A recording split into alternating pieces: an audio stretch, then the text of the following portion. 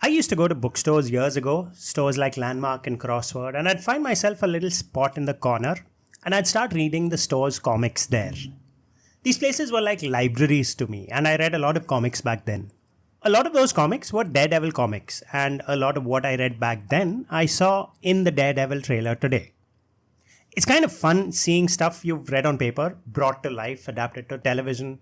The Kingpin becoming mayor, for example, I remember reading that in the comics, and now seeing that being adapted to TV, it's nice. And the show in this trailer, it looks brutal. There is just so much blood, and I don't know if there's gore, but there's a lot of blood in the show. There are broken bones, broken joints, and it's brutal and a real treat to see. I don't know what it is about blood and gore. I don't even like watching all of that, but still seeing blood and gore somehow makes things more realistic for me.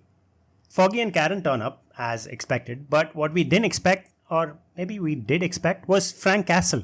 Castle returns as the Punisher. They've integrated Frank Castle into the show. I think the Punisher is the best thing that's happened to Marvel, mostly because some really good writers have worked on the comics. The Punisher is a rather flawed character, not because he indiscriminately kills people, but because of his politics and because of the way he thinks. But he has had great writers write him in the comics, and that's perhaps why I like him so much. I also like watching him brought to life by the brilliant John Bernthal. Also in the trailers, our bad guy is Buck Cashman and, more importantly, Bullseye, who will be returning to the show from the Netflix show.